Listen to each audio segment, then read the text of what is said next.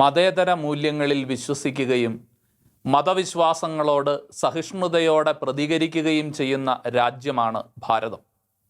ഏതൊരു മതവിശ്വാസത്തിനും ഇടമുള്ള രാജ്യം. അനാചാരങ്ങളോ അന്ധവിശ്വാസങ്ങളോ അല്ലാത്തിടത്തോളം യാതൊരു മതാനുഷ്ഠാനങ്ങളും വിശ്വാസങ്ങളും പൊതുസമൂഹത്തെ ഇവിടെ ബാധിക്കാറില്ല.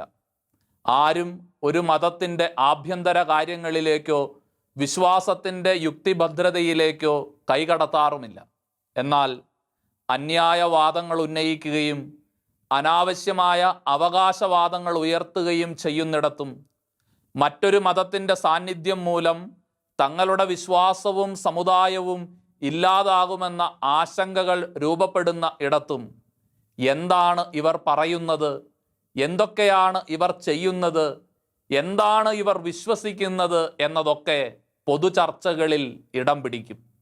ഇപ്രകാരം കേരളത്തിൽ ഉയർന്നു വരുന്ന പുതിയ ഒരു ചർച്ചയാണ് ഹലാൽ സർട്ടിഫിക്കേഷനുമായി ബന്ധപ്പെട്ടത്. ഹോട്ടലുകളിലെ ഭക്ഷണവുമായി ബന്ധപ്പെട്ട് അടുത്ത കാലങ്ങളിൽ പ്രത്യക്ഷപ്പെട്ട ഹലാൽ സർട്ടിഫിക്കേഷൻ അടയാളങ്ങൾ ഇന്ന് നിത്യോപയോഗ സാധനങ്ങളിൽ പോലും ഇടം പിടിച്ചു വരികയാണ്. അവ പണം കൊടുത്തു വാങ്ങുന്ന ഏതൊരുവനും ഈ സർട്ടിഫിക്കേഷൻ ഉള്ളത് ഉപയോഗിക്കേണ്ടി വരുന്നു. പൊതുജീവിതത്തിലേക്ക് കടന്നു വരുന്ന മതപരമായ ഒരടയാളത്തെ സമൂഹം വിശകലനം ചെയ്യുക സ്വാഭാവികമാണ്. സാവധാനം വിപണി കീഴടക്കുകയും മതം വളർത്തുകയുമാണ് ഇത്തരം സർട്ടിഫിക്കേഷനുകൾ കൊണ്ട് ഉദ്ദേശിക്കുന്നത് എന്ന ആശങ്കകൾ ഉയർന്നു കഴിഞ്ഞു. ഹലാൽ സർട്ടിഫിക്കേഷൻ്റെ പിന്നിലെ വിപണി നീക്കങ്ങളും രാഷ്ട്രീയവും തിരയുന്ന സത്യാന്വേഷിയുടെ പുതിയ എപ്പിസോഡിലേക്ക് ഏവർക്കും സ്വാഗതം.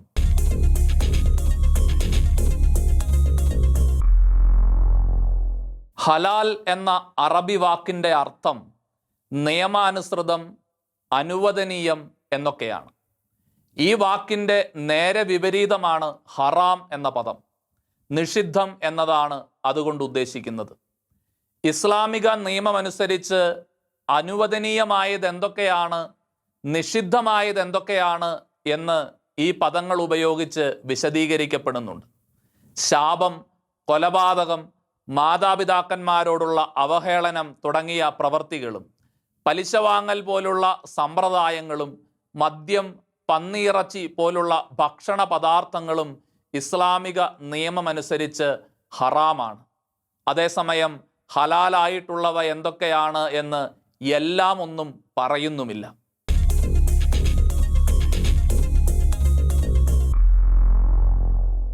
മാംസ ഉൽപാദനത്തിനായി മത ആചാരപ്രകാരം മൃഗങ്ങളെ കൊല്ലുന്ന വ്യത്യസ്ത രീതികളാണ് ഘോഷ, ഹലാൽ, ജാട്ക എന്നിവയൊക്കെ. യഹൂദ ശൈലിയിൽ കഴുത്തറുത്ത് കൊല്ലുന്നതാണ് ഘോഷ. ഘോഷയുടെ അനുകരണമാണ് ഇസ്ലാമിലെ ഹലാൽ ശൈലി. മൃഗങ്ങളെ ഒറ്റമുട്ടിന് കൊലപ്പെടുത്തുന്ന ഹൈന്ദവ രീതിയാണ് ജാട്ക. ഘോഷയും ഹലാൽ ശൈലിയും തികച്ചും മനുഷ്യത്വരഹിതമായ ക്രൂരതയാണ് എന്ന് ആരോപിക്കുന്നവരുണ്ട്. ജാട്ക താരതമ്യേന ഭേദപ്പെട്ട രീതിയാണെന്നും കരുതപ്പെടുന്നുണ്ട്. വിദേശ രാജ്യങ്ങളിൽ മാംസത്തിനായി മൃഗങ്ങളെ കൊല്ലുന്നത് തികച്ചും ശാസ്ത്രീയമായ രീതിയിലാണ്.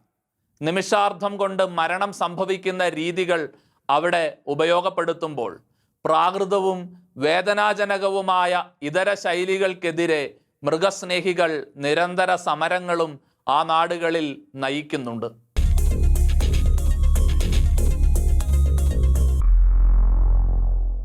ഹറാമാണ് എന്ന് പറഞ്ഞിരിക്കുന്നവ ഒഴികെയുള്ള എല്ലാ ഭക്ഷണ പദാർത്ഥങ്ങളും ഹലാലാണെങ്കിലും മാംസത്തിൻ്റെ കാര്യത്തിലാണ് വളരെയധികം നിബന്ധനകളുള്ളത്. ഭക്ഷണത്തിന് ഉപയോഗിക്കുന്ന മാംസത്തിനുള്ള മൃഗങ്ങളുടെ പരിപാലനം തുടങ്ങി അവയെ കൊല്ലുന്നതിൽ വരെ ഈ വിധത്തിലുള്ള നിയന്ത്രണങ്ങൾ നിലവിലുണ്ട്. അള്ളാഹയുടെ നാമം ഉച്ചരിച്ചുകൊണ്ട് കൈകൊണ്ട് അറുത്തു കൊല്ലുന്ന മൃഗങ്ങളുടെ ഇറച്ചി മാത്രമാണ് ഇസ്ലാമിക നിയമമനുസരിച്ച് ഹലാൽ അഥവാ അനുവദനീയമായ മാംസഭക്ഷണം. എങ്ങനെയാണ് അറക്കേണ്ടത് എന്നത് സംബന്ധിച്ചും നിയമങ്ങളുണ്ട്. മൂർച്ചയുള്ള ആയുധം കൊണ്ട് കഴുത്തറത്താണ് മൃഗങ്ങളെ കൊല്ലേണ്ടത്. മൃഗങ്ങൾ ജീവനുള്ളതും ആരോഗ്യമുള്ളതും ആയിരിക്കണം. ശരീരത്തിൽ നിന്നും ചോര പൂർണ്ണമായും നീക്കം ചെയ്യണം.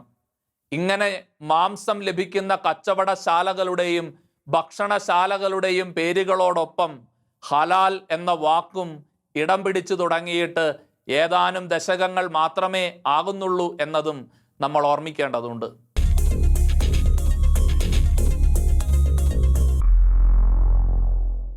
1.6 ബില്യൺ മുസ്ലിങ്ങളാണ് ലോകത്തെമ്പാടുമായിട്ടുള്ളത്.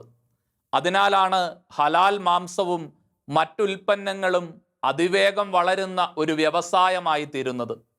ഹലാൽ എന്ന മതപരമായ അടയാളം പേറുന്ന വസ്തുക്കളും ഭക്ഷണവും മാത്രമേ ഉപയോഗിക്കൂ എന്ന നിലപാടിലേക്ക് മുസ്ലിം മതസമൂഹം മാറിക്കൊണ്ടിരിക്കുന്ന, അല്ലെങ്കിൽ അവരെ അപ്രകാരം മാറ്റിക്കൊണ്ടിരിക്കുന്ന കാലഘട്ടത്തിൽ കച്ചവടം ചെയ്യുന്നവർക്ക് ഹലാൽ സർട്ടിഫിക്കേഷനോട് കൂടിയ ഉൽപ്പന്നങ്ങൾ തന്നെ വാങ്ങേണ്ടി വരുന്നു, വിൽക്കേണ്ടി വരുന്നു. ഇതര മതവിശ്വാസികൾക്ക് അവർ വാങ്ങുന്ന ഉൽപ്പന്നങ്ങളുടെ മേൽ എന്തടയാളമുണ്ടെങ്കിലും അതൊരു പ്രശ്നമല്ലാത്തതിനാൽ സാവധാനം ഹലാൽ എന്ന ബ്രാൻഡിങ് എല്ലാ മേഖലകളെയും കീഴടക്കാൻ തുടങ്ങുന്നു. വിപണി മുഴുവൻ ഹലാൽ ഉൽപ്പന്നങ്ങൾ കൊണ്ട് നിറയുമ്പോൾ ഹലാൽ അല്ലാത്തവ പുറന്തള്ളപ്പെടുന്ന സാഹചര്യമുണ്ടാകുന്നു. അപ്പോൾ എല്ലാം ഹലാൽ സർട്ടിഫിക്കേഷന് വിധേയപ്പെടുത്താൻ അവയുടെ നിർമ്മാതാക്കൾ തയ്യാറാകേണ്ടി വരും. പ്രസ്തുത സർട്ടിഫിക്കേഷന് വേണ്ടി മതസ്ഥാപനങ്ങളെയാണ് സമീപിക്കേണ്ടത്. അങ്ങനെ ഭാരതം എന്ന സ്വതന്ത്ര റിപ്പബ്ലിക്കിൽ ഒരു പ്രത്യേക മതത്തിന് കപ്പം കൊടുത്ത് കച്ചവടം തുടരേണ്ട ഗതികേടിലേക്ക് സാവധാനം രാജ്യത്തെ കച്ചവടക്കാർ എന്നിവരൊക്കെ എത്തിച്ചേരും. മേൽപ്പറഞ്ഞ പ്രകാരമുള്ള ഹലാൽ സർട്ടിഫിക്കേഷൻ ലഭിക്കണമെങ്കിൽ പല മാനദണ്ഡങ്ങളും പാലിക്കേണ്ടിയിരിക്കുന്നു. രാജ്യത്തിൻ്റെ നിയമമനുസരിച്ചുള്ളത് അല്ലാത്തത് കൊണ്ട് തന്നെ മാനദണ്ഡങ്ങളുടെ കാര്യത്തിലും വ്യത്യാസങ്ങളുണ്ട്. ഹലാൽ സർട്ടിഫിക്കേഷൻ നൽകുന്ന ഏജൻസികളുടെ അടിസ്ഥാനത്തിൽ അന്താരാഷ്ട്ര തലത്തിൽ തന്നെ ഇത്തരം സർട്ടിഫിക്കേഷനുകൾ നൽകുന്ന സ്ഥാപനങ്ങൾ പ്രവർത്തിക്കുന്നുണ്ട്. ഹലാൽ ക്വാളിറ്റി കൺട്രോൾ, ഹലാൽ ഇന്റർനാഷണൽ കൺസൾട്ടൻസി, വേൾഡ് ഹലാൽ യൂണിയൻ എന്നിവയൊക്കെ അവയിൽ ചിലതാണ്. ഹലാൽ India private limited, Jamiat ഉലമായി Hind ഹലാൽ ട്രസ്റ്റ് എന്നിങ്ങനെ പലതും ഇന്ത്യയിലുമുണ്ട്. ഹലാൽ സർട്ടിഫിക്കേഷന് വേണ്ടിയുള്ള അപേക്ഷയിൽ ഈ പ്രസ്ഥാനങ്ങളിൽ നിന്നുള്ളവർ സ്ഥാപനം സന്ദർശിക്കുകയും ഉൽപ്പന്നങ്ങൾ ശാസ്ത്രീയ പരിശോധനയ്ക്ക് വിധേയമാക്കുകയും ഒക്കെ ചെയ്യുന്നുണ്ട്. കടമ്പകൾ കടന്നാലും പണം മുടക്കിയാലും സർട്ടിഫിക്കേഷൻ ലഭിക്കുന്നത് നിശ്ചിത കാലത്തേക്ക് മാത്രമാണ്. അതിനുശേഷം വീണ്ടും സമാനമായ നടപടിക്രമങ്ങളിലൂടെ പ്രസ്തുത ഉൽപാദന കേന്ദ്രം അല്ലെങ്കിൽ കച്ചവട സ്ഥാപനം കടന്നു പോകേണ്ടതായി വരും ഹലാൽ സർട്ടിഫിക്കേഷൻ തുടർന്നുകൊണ്ട് പോകുന്നതിനു വേണ്ടി. ഹലാൽ സർട്ടിഫിക്കറ്റിനു വേണ്ടി ഏജൻസികളിൽ അപേക്ഷ നൽകുന്ന മുറയ്ക്ക് പ്രസ്തുത മതസ്ഥാപനങ്ങൾ നടത്തുന്ന ഓഡിറ്റിംഗ് ഉണ്ട്. ഈ ഓഡിറ്റിങ്ങുകളിൽ രേഖകളും ഉൽപാദന രീതികളും സ്റ്റോറേജ് സംവിധാനങ്ങളും പരിസര പ്രദേശങ്ങളുമൊക്കെ യന്ത്രങ്ങളും അതിൻ്റെ വൃത്തിയുമൊക്കെ പരിശോധനാ വിഷയമാക്കും. തുടർന്ന് മാത്രമേ സർട്ടിഫിക്കറ്റ് നൽകുകയുള്ളൂ. ഒരു ജനാധിപത്യ രാഷ്ട്രമായ ഇന്ത്യയിൽ ഒരു മതസ്ഥാപനത്തിൻ്റെ ഓഡിറ്റിങ്ങിന് വിധേയമായി ബിസിനസ് നടത്തേണ്ട അവസ്ഥയിലേക്ക് സാവധാനം രാജ്യത്തെ മുഴുവൻ എത്തിക്കുന്ന ബദൽ സർട്ടിഫിക്കേഷൻ സംവിധാനമാണ് ഹലാൽ എന്ന ബ്രാൻഡിങ്ങിൻ്റെ പിന്നിൽ മറഞ്ഞിരിക്കുന്നത് എന്ന് പൊതുസമൂഹം തിരിച്ചറിയേണ്ടതുണ്ട്.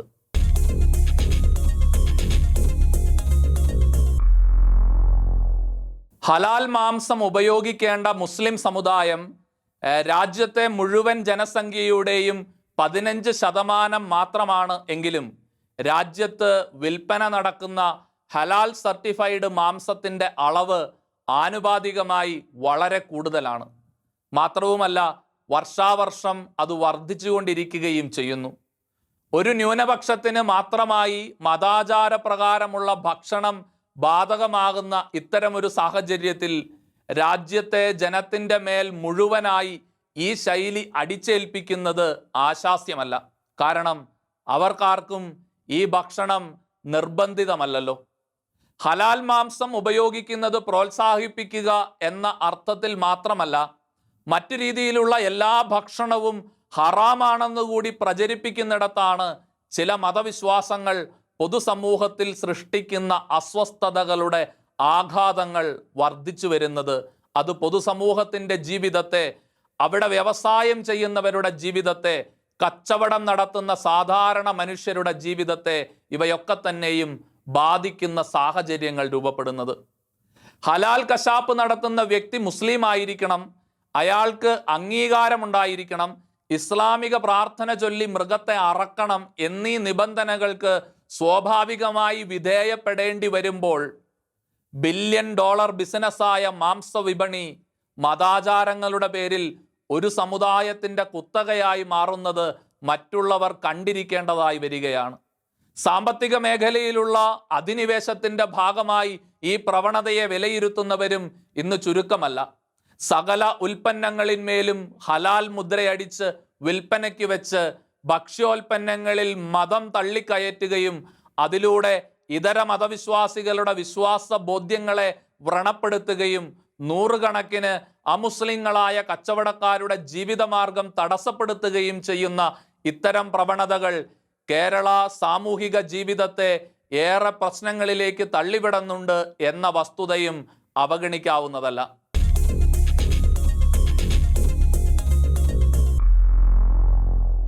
കസ്റ്റമറുടെ ചോദ്യത്തിന് മറുപടിയായി മക്ഡൊണാൾഡ് കമ്പനി 2019 പറഞ്ഞു, ഞങ്ങളുടെ എല്ലാ ബ്രാഞ്ചുകൾക്കും ഹലാൽ സർട്ടിഫിക്കേഷൻ ഉണ്ട്. ആവശ്യപ്പെട്ടാൽ മാനേജർമാർ നിങ്ങളെ അത് കാണിച്ചു തരും. വലിയ വിവാദത്തിനും ചർച്ചകൾക്കും വഴിതെളിച്ച വെളിപ്പെടുത്തലായിരുന്നു അത്. തങ്ങൾ ഭക്ഷിക്കുന്നതിൻ്റെ എല്ലാം പിന്നിൽ മതപരമായ അടയാളപ്പെടുത്തലുകളുണ്ട് എന്ന് തിരിച്ചറിയാൻ സാധിക്കാത്ത അവസ്ഥയിലേക്ക് രാജ്യം എത്തിച്ചേർന്നിരിക്കുന്നു എന്ന് അനേകർ ആ നാളുകളിൽ ആശങ്കപ്പെട്ടിരുന്നു. വലിയ ചർച്ചകൾ നടന്നു. യഥാർത്ഥത്തിൽ ഹലാൽ മാംസത്തിൻ്റെ പിന്നിൽ പരിഗണനാ വിധേയമാകേണ്ട വിഷയങ്ങളുണ്ട്. ഒരു സിഖ് മതവിശ്വാസി മക്ഡൊണാൾഡിൻ്റെ റെസ്റ്റോറൻറ്റിൽ ഒരു മക് ചിക്കൻ ബർഗ് ഓർഡർ ചെയ്തതിന് ശേഷമാണ് അത് ഹലാൽ മാംസമാണ് എന്നറിയുന്നതെങ്കിൽ രഹിത് മര്യാദയനുസരിച്ച് അവർ ആ ഭക്ഷണം ഉപേക്ഷിക്കേണ്ടതായി വരും. അല്ലെങ്കിൽ അവരുടെ സിഖ് മതാചാരം തെറ്റിച്ച് ആ ഭക്ഷണം കഴിക്കണം. സാധാരണ ഹൈന്ദവ രീതിയിൽ ഒറ്റമുട്ടിന് കൊന്ന മൃഗങ്ങളുടെ മാംസമായ ജാഡ്ഗ ഭക്ഷണം കഴിക്കാനുള്ള അല്ലെങ്കിൽ ലഭിക്കാനുള്ള ഒരു മാർഗവും ഹലാൽ സർട്ടിഫൈഡ് റെസ്റ്റോറൻറ്റുകളിൽ ലഭിക്കുകയില്ല. ഹലാൽ മതപരമായ അടയാളമായിരിക്കെ തങ്ങൾ കഴിക്കുന്ന ഭക്ഷണം അത്തരമൊരടയാളം പേറുന്ന സാഹചര്യത്തിൽ ഇതര മതവിശ്വാസികൾ അസ്വസ്ഥരാകുന്നതിനെ എങ്ങനെ കുറ്റപ്പെടുത്താനാകും? ഒരു പാശ്ചാത്യ കോർപ്പറേറ്റ് കമ്പനിയായ മക്ഡൊണാൾഡ് ഉൽപ്പന്നങ്ങൾ പോലും ഹലാൽ സർട്ടിഫൈഡ് ആകുന്നിടത്ത് ചെറുകിട കച്ചവടക്കാരും കമ്പനികളും മത്സരിക്കാനാകാതെ ഹലാലാകുന്ന മാജിക്കിന് നാം സാക്ഷിയാകും. നാം കഴിക്കുന്ന ഭക്ഷണത്തിൽ മതവും വിശ്വാസവും മറഞ്ഞിരിക്കുന്നു എന്ന് മനസ്സിലാക്കാനാവാതെ പൊതുജനം ചിലരുടെ വിശ്വാസങ്ങൾക്ക് സ്വാഭാവികമായി അടിമകളായി തീരുകയും ചെയ്യും.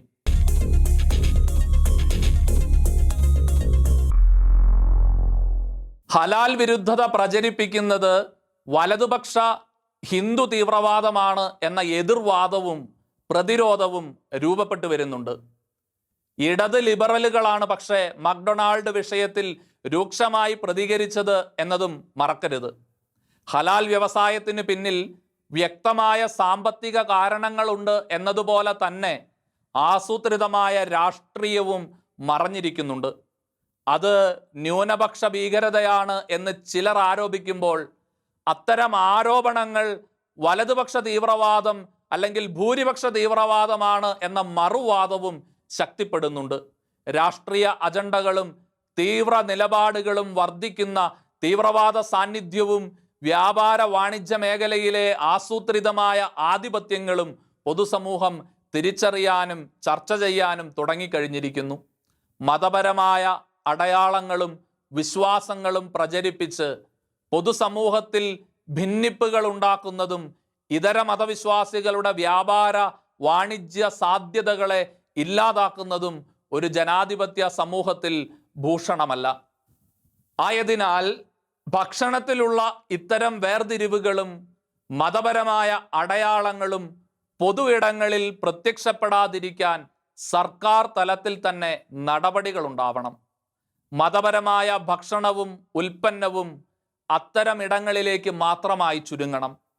ബഹുഭൂരിപക്ഷം വരുന്ന ഇതര മതവിശ്വാസികൾക്കും സമുദായങ്ങൾക്കും വിശ്വാസത്തിൻ്റെ ബ്രാൻഡിംഗ് ഇല്ലാത്ത കച്ചവടത്തിനും ഭക്ഷണശീലത്തിനും സർക്കാർ അവസരമൊരുക്കി കൊടുക്കണം. ഇത്തരം നടപടികൾക്ക് സർക്കാരുകൾ അശക്തമാകുന്നു എങ്കിൽ നിയമപരമായി ഈ സാഹചര്യത്തെ കൈകാര്യം ചെയ്യാനും പൊതുസമൂഹം തയ്യാറാകണം. കുത്തക അവകാശങ്ങൾ സ്ഥാപിച്ച് ദുർബലരെ ചൂഷണം ചെയ്യുന്ന അനീതികൾക്ക് അങ്ങനെ അന്ത്യമുണ്ടാകട്ടെ. സത്യാന്വേഷിയുടെ ഈ എപ്പിസോഡ് ഇവിടെ പൂർണ്ണമാകുന്നു. തമസ്കരിക്കപ്പെടുകയും വളച്ചൊടിക്കപ്പെടുകയും ചെയ്യുന്ന സത്യങ്ങളും നിഷേധിക്കപ്പെടുന്ന നീതിക്ക് പിന്നിലെ ഗൂഢാലോചനകളും സത്യസഭയുടെ മായം ചേർക്കാത്ത പ്രബോധനങ്ങളും സത്യത്തോട് മാത്രം കൂറുപുലർത്തുന്ന നിലപാടുകളുമായി സത്യാന്വേഷി വീണ്ടും അടുത്തയാഴ്ച. നിങ്ങളുടെ അഭിപ്രായങ്ങളും നിർദ്ദേശങ്ങളും താഴെ കാണുന്ന ഇമെയിലിൽ ഞങ്ങൾക്കെഴുതൂ. സത്യം നിങ്ങളെ സ്വതന്ത്രരാക്കട്ടെ.